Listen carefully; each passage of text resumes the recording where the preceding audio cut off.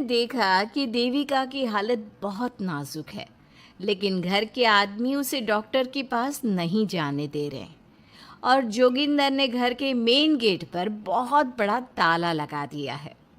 लेकिन देविका की सास विमला पहली बार घूंघट उठाकर समाज के बनाए नियम का उल्लंघन करती है और देविका की जान बचाने की कोशिश में जुट जाती है।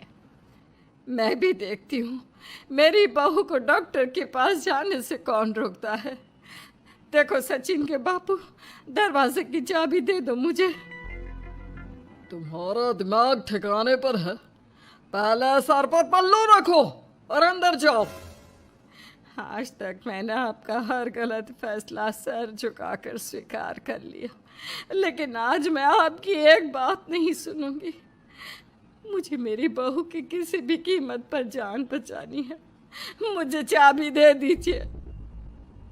पिताजी, माँ ठीक बोल रही है, चाबी दे दीजिए ना, नहीं तो देविका नहीं बचेगी। देविका मरती है तो मर जाए, लेकिन यह दरवाज़ा नहीं खुलेगा। तुम सारी औरतों को इस देविका नाम की बीमारी ने पागल कर दिया है और इस बीमारी का अच्छी तरह से इलाज करना आता है मुझे। वीना बेटी, सुजाता बहू, जाओ अंदर से देविका को लेकर आओ। विमला ये बोलकर अपने पति के हाथ से चाबी छीन लेती है। तभी महेंद्र विमला का हाथ पकड़कर चाबी विमला से छीन लेता है।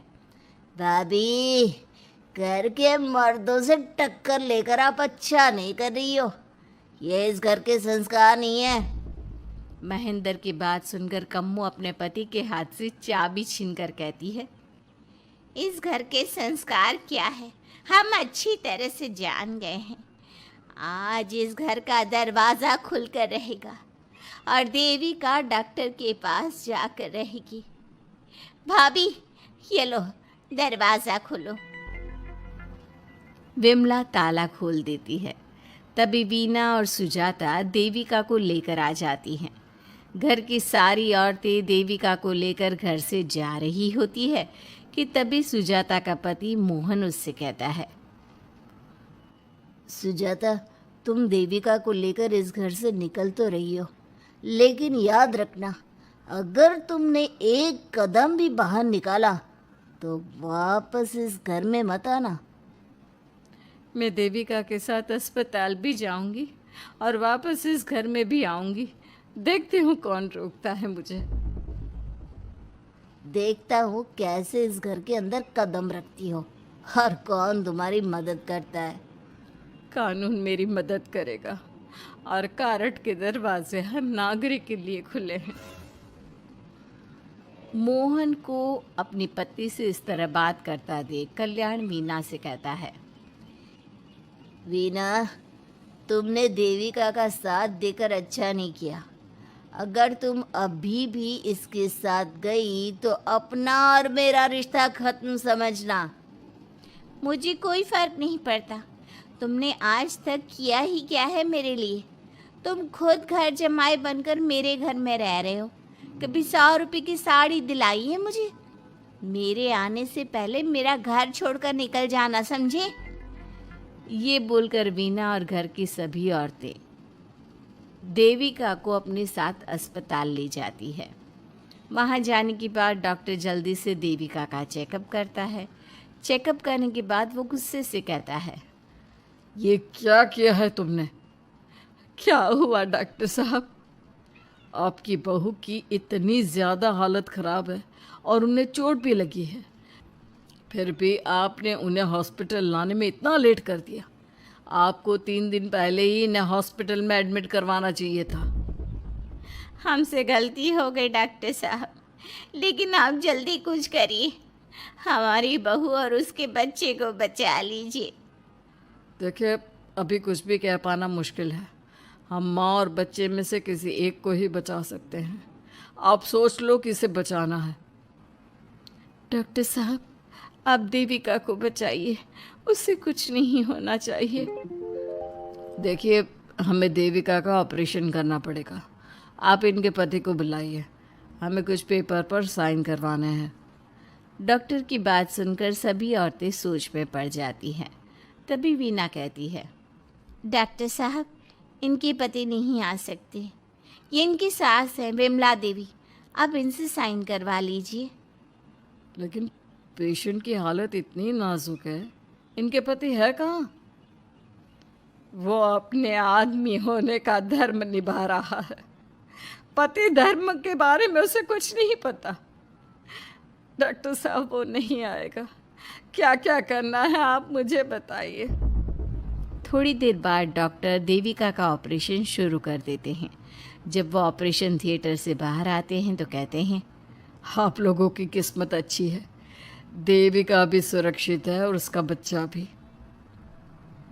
डॉक्टर, बेटा हुआ है या बेटी? बेटा हुआ है। सब लोग बहुत खुश होते हैं। कुछ दिन तक देविका उसी हॉस्पिटल में रहती है और उसके ससुराल की औरतों ने उसका बहुत ध्यान भी रखा। अब देविका कुछ हद तक ठीक हो गई। डॉक्टर ने देविका को घर जाने की इजाज़त दे दी, लेकिन सभी सोच में पड़ गए। हम भाभी को घर ले तो जाएं, लेकिन माँ आपको घर का माहौल पता है ना। देविका भाभी अभी पूरी तरह से ठीक नहीं हुई। भाभी वहाँ आराम नहीं कर पाएंगी और पता नहीं घर के सारे आदमी हमारे साथ क्या करेंगे। माँ, क्या हम डॉक्टर से बात करके देविका को थोड़े दिन और यहाँ नहीं रख सकते? जब वो पूरी तरह से ठीक हो जाएगी तो उसे यहाँ से ले जाएंगे। ये बात सुनकर विमला सोच में पड़ जाती है। तभी कम्मो कहती है, तुम दोनों ठीक कह रही हो, मैं अभी डॉक्टर से बात कर लेती हूँ। कम्मो डॉक्टर से बात कर लेती है और देविका कुछ दिन में बिल्कुल ठीक हो जाती है। देविका अपने बच्चे को गोद में लिए बाकी औरतों के साथ अपनी ससुराल जाती है, लेकिन घर के सभी आदमी उन्हें दरवाजे पर ही रोक देते हैं। खबरदार, तुम में से कोई भी औरत अगर घर के भीतर घुसी, अगर तुम घर में कदम रखोगी तो घर अपवित्र हो जाएगा। घर हमारे कदम रखने से अपवित्र नहीं होगा, बल्कि आपकी गंदी सोच की वजह से घर क्या, अरे पूरा समाज अपवित्र हो रहा है। सुजाता, मैंने मना किया था ना घर से बाहर जाने के लिए। अब एक काम कर, जैसे यहाँ आई है वैसे ही यहाँ से सीधा अपने मायके लौट जा। क्यों जी, क्यों चली जाऊँ मैं अपने मायके? मैं जब तक चाहूँ यहाँ रह सकती हूँ। अगर आपने मुझे इस घर में आने से रोका तो मैं आपकी पुलिस में शिकायत कर दूँगी। वीना, इन सब की तरह तुम्हारा भी दिमाग खराब हो गया है। अब मैं तुम्हें बिल्कुल बर्दाश्त नहीं करूँगा। तुम्हें ऐसी सज़ा दूंगा कि तुम याद रखोगी। सज़ा बाद में देना, पहले मेरे घर से बाहर निकलो। खुद पूरी ज़िंदगी में एक घर नहीं खरीद पाए और मुझे सबक सिखाने की बात बोल रहे हो। देखो वीना, तुम इस घर की बेटी जरूर हो, लेकिन कल्याण इस घर में ही रहेगा। उसने बहुत कुछ किया है इस घर के लिए, लेकिन तुम अब यहाँ नहीं रह सकती। क्यों नहीं रह सकती? इस घर पर मेरा उतना ही हक है जितना सचिन का। देश के कानून ने मुझे ये हक दिया है।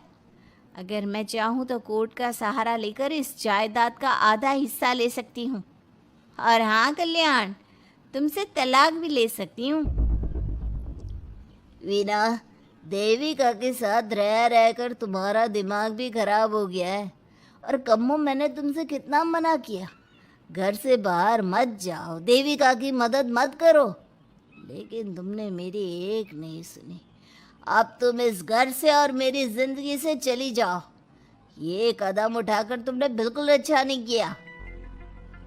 ये कदम तो मुझे उस समय उठाना चाहिए था जब मैं माँ बनने वाली थी। आपके झूठे अहंकार और गलत नियमों की वजह से मैंने अपने 2 बच्चे खो दिए। अगर उस समय मैं दाई अम्मा से इलाज ना कराती और हॉस्पिटल चली जाती तो सचिन के बराबर मेरे भी 2 बेटे होते। सभी पति इस बात पर अड़े हुए थे कि वो अपनी अपनी पत्नियों को घर के अंदर नहीं आने देंगे। देविका बहुत देर तक सबकी बातें सुनती रही। फिर उसने अपने पति से कहा, सचिन, तुम्हारे घर के आदमियों की बात तो मैंने सुन ली। अब तुम बताओ, तुम्हारा क्या फैसला है? देविका, मुझे माफ़ कर दो। मैं तुम्हारे लिए कुछ नहीं कर सकता। मैं मजबूर हूँ।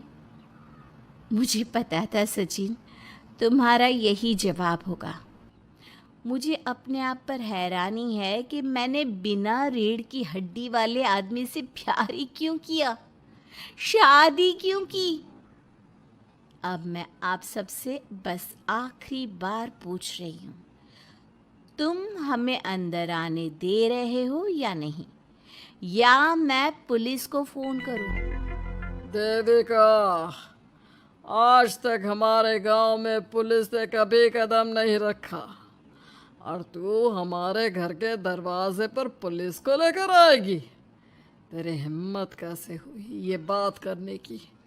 आज तक इन औरतों ने घर से बाहर कदम नहीं निकाला था और 2-4 दिन में तूने इन सबको इनके अधिकार भी याद करा दिए। अब तो तुम बिल्कुल इस घर में नहीं आ सकते। घर की औरतें घर के बाहर खड़ी थी और घर के आदमी घर के दरवाजे पर। उनकी लड़ाई देखकर पूरा गांव इकट्ठा हो गया। देविका को अस्पताल पहुंचाकर घर की औरतों ने काम तो अच्छा किया। इस काम से देविका और उसके बच्चे की जान भी बच गई, लेकिन इनकी जान बचाने की कीमत घर की औरतों को कैसे चुकानी होगी, इसके लिए आपको आने वाला एपिसोड देखना होगा। और हमारे प्यारे दर्शकों, हमें कमेंट करके ज़रूर बताइए कि देविका के साथ बाकी औरतों को क्या करना चाहिए। क्या उन्हें घर के अंदर जाने के लिए संघर्ष करना चाहिए, या फिर वो घर छोड़कर चले जाना चाहिए?